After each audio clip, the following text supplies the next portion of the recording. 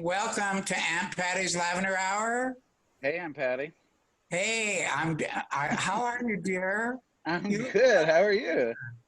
are you What a was little that? older? I'm a little older, can you tell? Yeah, just a I little bit. know. No, it's Yeah. not too bad. I'm getting puffier.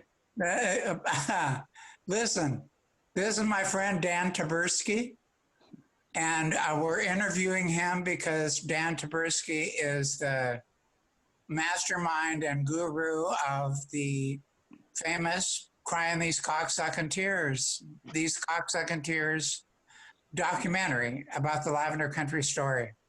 So he's the guy who ran me down in Philadelphia and flew Yeah. out to Seattle and the Olympic Peninsula Yeah. um, with his cinematographer and drove me nuts for 4 or 5 days filming the documentary, These Cocksucking Tears. So, Dan,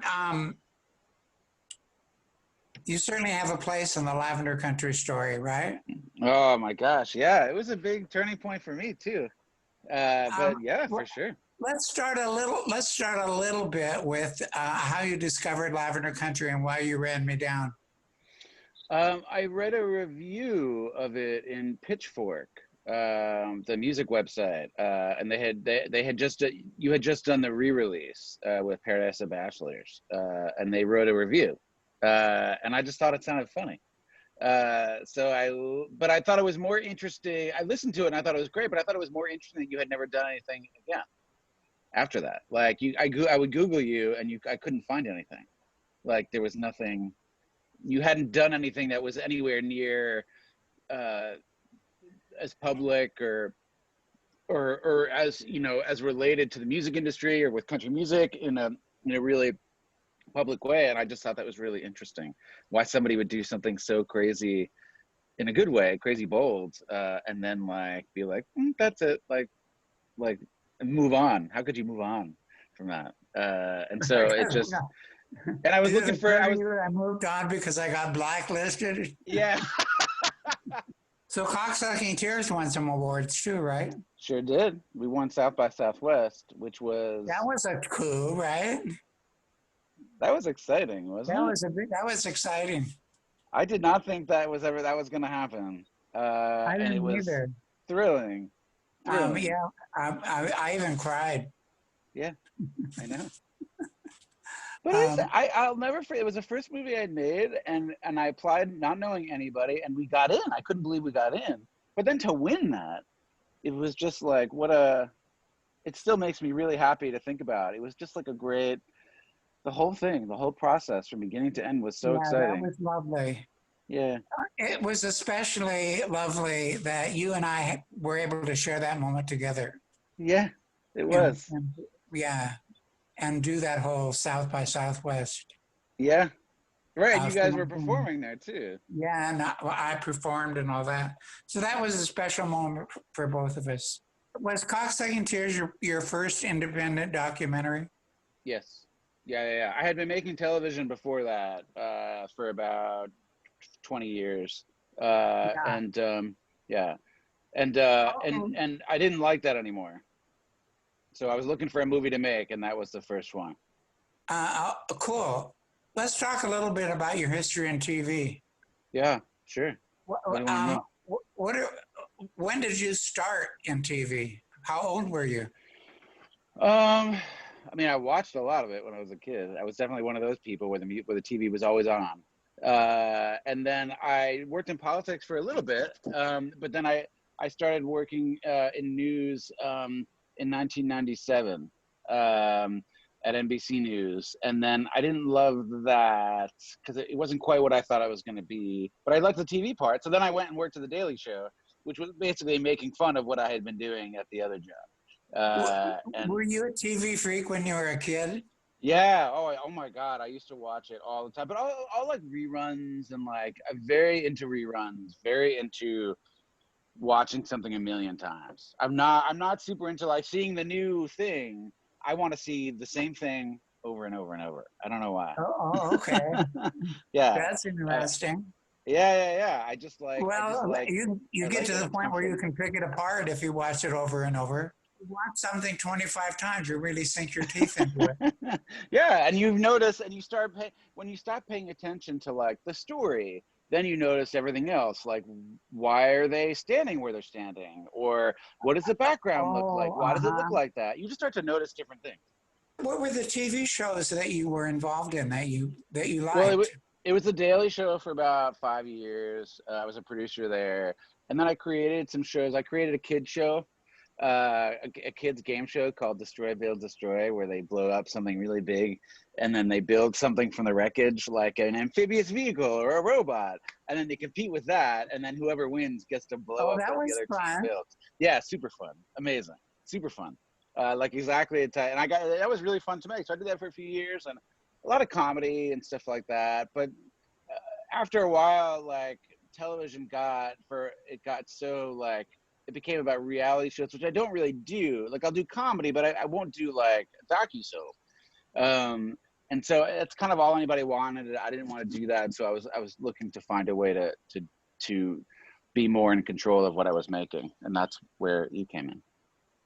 Before you got into TV, you said you were doing some stuff in politics. What were you doing? Yeah. My first job out of college, I was the assistant to the president's economic advisor in the West Wing. It was President Clinton at the time, so I worked in the White House for 2 years. So answering a lot of phones. Oh, that's kind of Um, hot shit. oh, it was hot shit. It was exciting, but it was really, it wasn't. I realized it wasn't for me. Politics wasn't for me. I'm very interested in it, but it really requires a lot of skills that I don't have. I don't have any sense of like power. I don't really understand like who has the power and who doesn't, and like how do you get the power? Like and in small ways and big ways, I have no texture for it. I have no feel for it. So I don't really want to talk to people. I want to go home and walk my dog. So it's not. I You don't really never, have that thing. well, that makes sense because you never hit me as very power hungry. Yeah, no, I'm not. I don't. Yeah, It's not you either something I have can to do. be a rabbit ass critic on the sidelines if Yeah, you're going to do politics, or else you have to ensconce yourself in being power hungry. yeah, and it's a real like even the people you love and respect that achieve those heights, they're power hungry. Like that, it doesn't matter if they're good or bad. They're focused. You have to want that. You have to want it so bad, and it's just not what I want. I also Uh, don't know how to get it. well, you might have figured it out if you were power hungry. Yeah, exactly. I would have put more time into. Right. No, I mean you. I know you pretty well, Yeah. and yeah, and you just you don't have the personality for power hungry, dear. You have a mom that I know and have met. She's very politically minded. Oh yeah. I still follow her.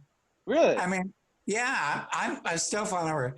Huh. She's a Democrat and I'm not, and that's our difference. Yeah. But I still follow Sharon because her critiques are always Hmm. so passionate and on point. And your dad and mom are still hooked up. Yeah, 51 years.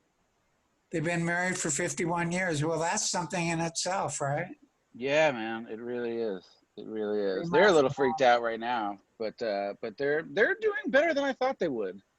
Because right now, like, they can't go anywhere, and it's very freaky, and but they're really handling it. Yeah. Well, they're I also think in that vulnerable age.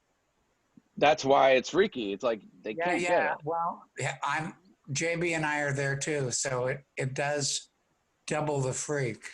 How have you? How strict have you been with yourselves? Are you taking it quite seriously? Yeah.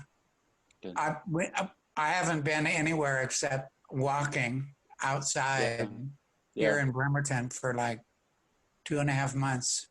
JB Wow. still JB still puts on his mask and does the shopping. Okay. I literally haven't been anywhere. How are you doing with it in your head? Terrible. Really? It's getting It's getting bad. Of course, the music thing blew up. 2 days before the shutdown, end of February, I did this fabulous show in LA at the Club Oh, right. Zebulon. I Yeah. missed it. Yeah. And hey, you missed I know. I the heard. crew, right? It was huge. It was a Wow. sellout show. There were Yeah. people lined up, down the block trying to get in who couldn't. Wow. Wow. All kinds of industry people and music people were there, and Does that make you nervous? Or no, you don't and care? put me on a new level, and then it all blew up. Um, so that's been hard to handle because 2 days before the shutdown, I had hit a real crescendo. Yeah. But we're not going to talk about that because we're going to talk about you some more. Yeah. Let's talk Um, about me. yeah, let's. You made some other documentaries Well, after audio documentaries. Audio and documentaries. Yeah. um, let's talk about Richard Simmons. Missing Richard Yeah. Simmons, right? Boy, that went crazy. Yeah, it was an audio documentary I made in 2017 about Richard Simmons and trying to figure out why he basically stopped being him and he disappeared. And I had gotten to know him. I was taking his class, and we were going to make a visual documentary together. So it became this big to do, which I have mixed feelings about. But I love how it turned out. I was really proud of it. But it was an That adventure. one went quite a ways, right? Yeah, yeah, that was definitely That it. one got a Definitely lot got of big. action. It got a lot of action, and I got a lot of nice things said, and I got a lot of and I got some not nice things said. So Yeah, I've never been in that position before. I know you got That some was nice things yeah, said. If everybody always said nice things about you, yeah, that you'd be a pretty boring person. yeah. It struck a chord, which was exciting. It was exciting. Well, there were some controversial aspects of that, Yeah, but then there were some controversial aspects in Cocksucking Tears too, like yeah. the title, for example. For example, I had one really big festival call and ask me. They were going. Did I ever tell you this? That they were thinking about accepting the film, but they wanted me to change the title. Isn't that funny? Oh, who was It was a this? it was a very big festival that I don't want to say the name of, but it Oh, was a big okay. one, and I was surprised because it's a like an urban festival, and they blanched at the title. Oh well, Well, too late. yeah, yeah, about 40 years too late. So, you got some awards for Simmons, right? Yeah, some nice stuff. I got like a Webby and stuff like that, and but I just got nominated for a Peabody for my other for the audio documentary I just did about the reality show Cops. That one's getting a lot of attention too. Uh-huh. Let's You talk should listen about to that that. one. You should There's some listen to that one. controversy in that, right? Oh my gosh, yeah. It's all about policing and how basically it's an investigation into the reality show Cops. And we watched 876 episodes of it and categorized the race of the criminals that they were showing and the race of the police and all this stuff. And we found people who were on the show. We interviewed like over 100 people, police officers who were on it, and how it sort of changes the way you think about policing just by watching the show that's been on for 30 years. Basically, they make the world seem much more violent than it is, much scarier than it is. Like 12 times the amount of prostitution, 3 times the amount of violent crime, 4 times the amount of drug crime. And they show slightly higher numbers of black and brown people. But what's interesting, what we found is that what they actually do is they put more crime perpetrated supposedly by people of color in the first act of the show. And you would never have been able to know that. And so basically they were putting this, because when you make television, and I know this, you put your best stuff in the first act because you need people to keep watching. And so intentionally or not, all the racial crime was up front, so that because that's what people, that inherently that's what people wanted to see, which is such a dark thing. Yeah. that was undeniable because we had watched every episode. I'm not a racist, but this is what everybody wants to see. Yeah, a little bit. So it was, and it was just really interesting to talk to realize that the things you see on the show Cops, like you think, oh, it's on television, it must be legal. They're doing it on television. A lot of the stuff you see on Cops is not legal. It's not constitutional. You can't do it. But because it's on TV, people think you can do it, and so they don't say anything. And so please keep doing it. But super interesting, Patrick. You would have been proud. You got to listen to that one. Yeah, I bet I would have. Yeah. Can I see it? Can I pick it up online? Yeah, it's called Running from Cops. It's a podcast. Let's talk a little bit about your relationship. Yeah, you're married, right? Yeah. We've been together for 16 years and married for 6. Where'd you meet him? We met at the Russian and Turkish baths in. Darling, now his eyes light up. Oh, now dear. his eyes light up. Talk about a clear story. Yeah. Jay is an Israeli, right? He is. Yeah. How long has he been here? He came here. Must be 25 years ago. Oh, a long time. Yeah. Well, it certainly brought a different cultural influence into your life that you might not have been. Yeah, and I didn't think I wanted that when I thought I wanted to. I didn't like the idea that he wasn't from here. Isn't that funny? When I met him, because he didn't understand, like he didn't know who Darth Vader was.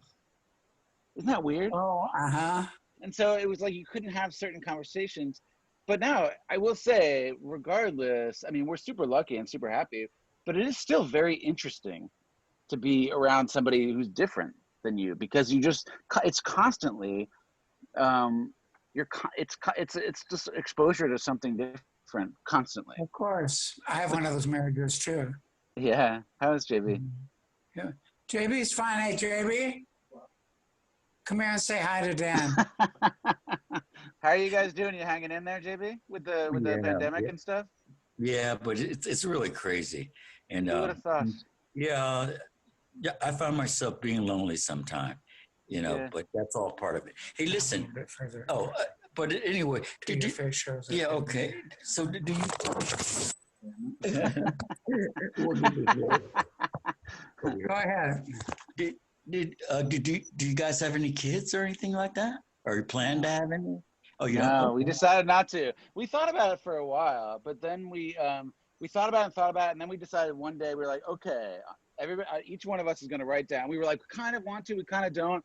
And we each took a piece of paper and we said, write on this piece of paper on 1 to 5. 1, you do not want kids. 5, you absolutely want kids. And we did it, and we both wrote 2.5.